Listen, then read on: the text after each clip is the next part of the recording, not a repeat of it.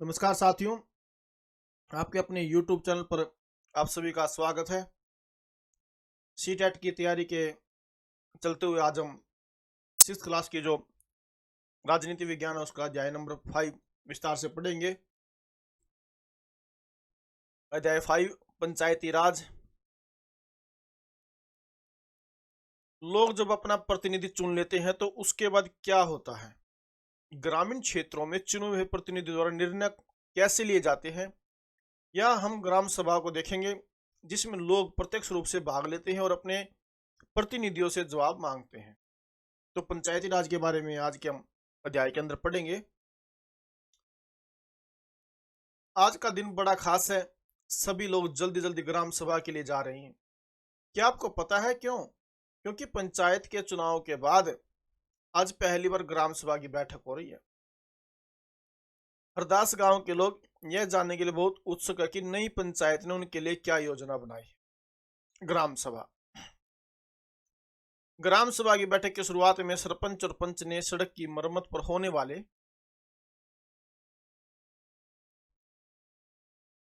खर्च का ब्यौरा दिया। यह सड़क गांव को मुख्य सड़क से जोड़ती है। इसके बाद पानी की कमी पर चर्चा होने लगी। ग्राम सभा एक पंचायत क्षेत्र में रहने वाले सभी वयस्कों की सभा होती है। तो ग्राम सभा क्या होती है? ग्राम सभा एक पंचायत का जो क्षेत्र होता है उसमें रहने वाले सभी वयस्क वयस्क यानी कि जिनको वोट डालने का अधिकार प्राप्त होता है उसे वयस्क कहते हैं। हो सकता है कि उसमें सिर्फ एक गांव हो या एक गांव से ज्यादा, जैसा कि इस उदाहरण में दिया गया कि कई राज्यों में हर गांव की ग्राम सभा की बैठक अलग अलग होती है। कोई भी व्यक्ति जिसकी उम्र 18 वर्ष या उससे ज्यादा हो, जिसे वोट देने अधिकार प्राप्त हो और जिसका नाम गांव की मतदाता सूची में हो, वह ग्राम सभा का सदस्य होता है। तो ग्राम सभा का सदस्य कौन होता है? जिसकी उम्र 18 वर्ष या 18 वर्ष से अधिक हो और जिसका नाम गांव की मतदाता सूची में हो, यानी कि वोटर लिस्ट के अंदर उसका नाम होना चाहिए, वह ग्राम सभा का सदस्य होता है। अब एक ग्राम पंचायत कई वार्डों जैसे छोटे क्षेत्रों में बटी हुई होती है। प्रत्येक वार्ड अपना एक प्रतिनिधि चुनता है जो वार्ड पंच के नाम से जाना जाता है। इसके साथ पंचायत क्षेत्र के लोग मिलकर सरपंच को चुनते हैं जो पंचायत का मुखिया होता है। वार्ड पंच और सरपंच मिलकर ग्राम पंचायत का गठन 5 साल के लिए करते हैं। तो ग्राम पंचायत का गठन कितने साल के लिए किया जाता है? 5 साल के लिए। ग्राम पंचायत का एक सचिव होता है जो ग्राम सभा का भी सचिव होता है। सचिव का चुनाव नहीं होता, उसकी सरकार द्वारा नियुक्ति की जाती है। सचिव का काम है ग्राम सभा ग्राम पंचायत की बैठक बुलाना और जो भी चर्चा और निर्णय हुए हो उनका रिकॉर्ड रखना। गांव में रहने वाली तीजिया ने बोलना शुरू किया। हरदास गांव में पानी की कमी की समस्या बहुत बढ़ गई है। हैंडपंपों का पानी जमीन में बहुत नीचे चला गया। मुश्किल से हैंडपंप में थोड़ा बहुत पानी आता है। औरतों को 3 किलोमीटर दूर सुरू नदी से पानी लेने जाना पड़ता है। एक सदस्य ने सुझाव दिया कि सुरू नदी का पानी पाइप से लाकर गांव में एक बड़ी सी टंकी में भर लेते हैं, उससे पानी की आपूर्ति हो जाएगी। लेकिन दूसरों को लगा कि यह बहुत महंगा पड़ सकता है। उन्होंने कहा कि इस साल के लिए हैंडपंप और गहरे कर लेते हैं और कुओं को साफ कर लेते हैं। तीजे ने कहा, इतने से तो काम नहीं चलेगा, हमें कुछ पक्की व्यवस्था करनी पड़ेगी क्योंकि हर साल पानी का स्तर नीचे ही गिरता जा रहा है। जितना पानी जमीन में रिस के जाता है हम उससे ज्यादा उपयोग करते हैं। ग्राम सभा के एक दूसरे सदस्य अनवर ने तब उसको बताया कि उसने महाराष्ट्र के एक गांव में पानी संरक्षण के लिए नए तरीके देखे। वह उस गांव में अपने भाई से मिलने गया था। उसको जल संवर्धन विकास कार्यक्रम वाटरशेड कहते हैं। उसने सुना था कि सरकार ने इसके लिए पैसा भी दिया है। उसके भाई के गांव में लोगों ने पेड़ लगाए थे, नालों पर चेक डैम यानी छोटे छोटे बांध बनाए थे एवं टंकियां बनाई थी। सबको अनवर का यह विचार बड़ा अच्छा लगा और सब ने ग्राम पंचायत को इसके बारे में पता करने के लिए कहा। ग्राम सभा में चर्चा के लिए अगला मुद्दा था गरीबी रेखा के नीचे आने वाले लोगों की सूची पर स्वीकृति लेना। जैसे ही सूची में दर्ज नाम पढ़ने शुरू किए, लोगों के बीच खुसर पुसर होने लगी। नटवर ने हाल ही में तो एक रंगीन टेलीविजन खरीदा है और उसके बेटे ने एक नई मोटरसाइकिल भी भेजी है, वह गरीबी रेखा के नीचे कैसे हो सकता है? सूरजमल ने अपने पास बैठे आदमी से धीरे से कहा। सरोज ने सुखी बाई से कहा, बिरजू का नाम इस सूची में कैसे आ गया? उसके पास तो इतनी जमीन है, इस सूची में तो सिर्फ गरीब लोग होने चाहिए। ओम प्रकाश एक मजदूर है, उसके पास बिल्कुल जमीन नहीं है। वह मुश्किल से अपना गुजारा चला पाता है, पर उसका नाम इस सूची में नहीं है। सुखी बाई ने कहा कि तुम्हें तो पता ही है कि नटवर और बिरजू अमीर चंद के दोस्त है। अब अमीर चंद को ग्राम पंचायत पूरे गांव के हित में निष्पक्ष रूप से काम कर सके, इसमें ग्राम सभा की महत्वपूर्ण भूमिका है। ग्राम सभा बैठक में ग्राम पंचायत अपनी योजनाएं लोगों के सामने रखती है। ग्राम सभा पंचायत को मनमाने ढंग से काम करने से रोक सकती है। साथ ही पैसों का दुरुपयोग, कोई गलत काम न हो, इसकी निगरानी भी करती है। इस तरह से ग्राम सभा चुने हुए प्रतिनिधियों पर नजर रखने और लोगों के प्रति उन्हें जिम्मेदार और जवाबदेह बनाने में बहुत ही महत्वपूर्ण भूमिका निभाती है।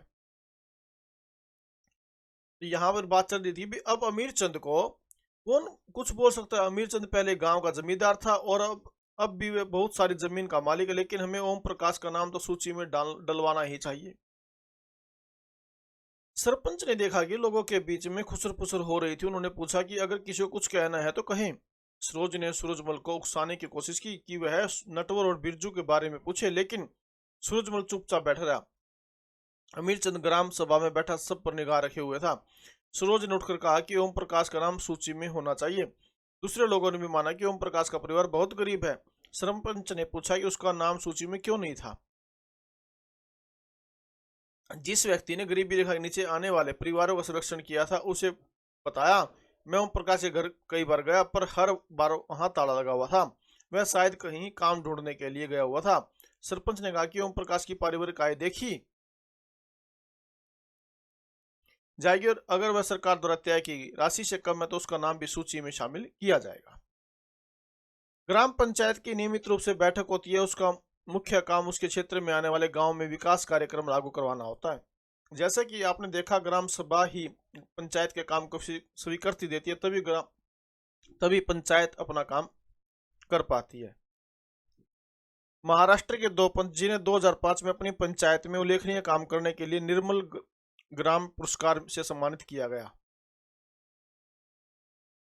तो किस पुरस्कार से दिया गया? निर्मल ग्राम पुरस्कार। ग्राम पंचायत के कार्य बताए गए, सड़कों, नालियों, स्कूलों, भवनों, पानी के स्रोतों तथा अन्य सार्वजनिक उपयोगी भवनों का निर्माण और रखरखाव, स्थानीय कर लगाना और इकट्ठा करना, गांव के लोगों को रोजगार देने संबंधी सरकारी योजनाएं लागू करना। अब जो ग्राम पंचायत होती है उसकी आमदनी स्रोत क्या क्या होते हैं? घरों में बाजारों पर लगाए जाने वाले कर से मिलने वाली राशि, विभिन्न सरकारी विभागों द्वारा चलाई गई योजनाओं की राशि जो जनपद एवं जिला पंचायत द्वारा आती है, समुदाय के काम के लिए मिलने वाले दान। कुछ राज्यों में ग्राम सभाएं काम करवाने के लिए समितियां बनाती है। उदाहरण के लिए निर्माण समिति। मान लीजिए कि गांव में एक सामुदायिक केंद्र का भवन बनवाना है, तो यह काम निर्माण समिति करेगी। इन समितियों में कुछ सदस्य ग्राम सभा के होते हैं और कुछ पंचायत के। ये दोनों मिलकर गांव के विकास के लिए काम करते हैं। चलिए देखते हैं कि हरदास गांव पंचायत ने क्या क्या काम किया। हरदास गांव की ग्राम सभा में पानी की समस्या को सुलझाने के लिए जो विकल्प दिए गए थे, क्या वे आपको याद है? जब हरदास ग्राम पंचायत की बैठक हुई तो कुछ पंचों ने इस मुद्दे को दोबारा उठाया। इस बैठक में सरपंच, पंच और सचिव उपस्थित थे। पंचायत के सदस्यों ने पहले कुआं साफ करने और 2 हैंडपंपों को गहरा करने के विकल्प पर सोच विचार किया ताकि गांव को पानी के बिना न रहना पड़े। सरपंच ने सुझाव दिया कि चूंकि पंचायत के पास हैंडपंप की देखरेख के मद में कुछ पैसा है, तो उन्हीं पैसों को इस काम में लगाया जा सकता है। इस पर सभी सदस्य मानकर सचिव ने उनके निर्णय को रजिस्ट्री में दर्ज कर लिया। उसके बाद सभी सदस्य मिलकर समस्या के स्थायी हल पर विचार करने लिए। उनको पता था कि अगली बैठक में ग्राम सभा के सदस्य फिर से प्रश्न पूछेंगे। कुछ पंचों ने शंका जाहिर करते हुए पूछा कि क्या जल संरक्षण से पानी के स्तर में कोई विशेष फर्क पड़ेगा। इस पर बहुत चर्चा हुई। अंत में यह निर्णय हुआ कि ग्राम पंचायत खंड विकास अधिकारी से बात करके इस योजना पर अधिक जानकारी इकट्ठा करेगी।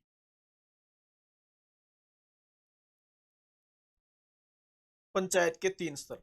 हरदास गांव की ग्राम सभा और पंचायत के बारे में पढ़ने के बाद आपको समझ में आ गई होगा कि पंचायती राज व्यवस्था एक ऐसी प्रक्रिया जिसके द्वारा लोग अपनी सरकार में भाग लेते हैं।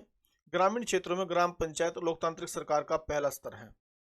ग्राम पंचायत ग्राम सभा के प्रति जवाबदेह होती है, क्योंकि ग्राम सभा के लोग ही उसको चुनते हैं।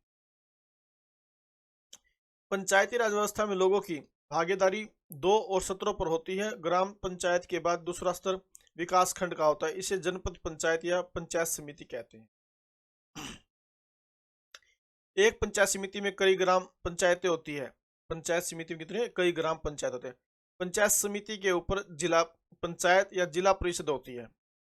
जिला परिषद होती है, यह तीसरा स्तर होता है। तीसरा स्तर यह होगे।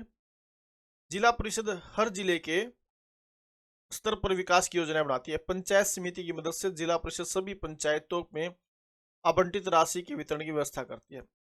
संविधान में दिए हुए निर्देशों के आधार पर देश के हर राज्य ने पंचायत से जुड़े कानून बनाए हैं, इसलिए पंचायत सभी कानून के हर राज्य में कुछ अलग अलग हो सकते हैं।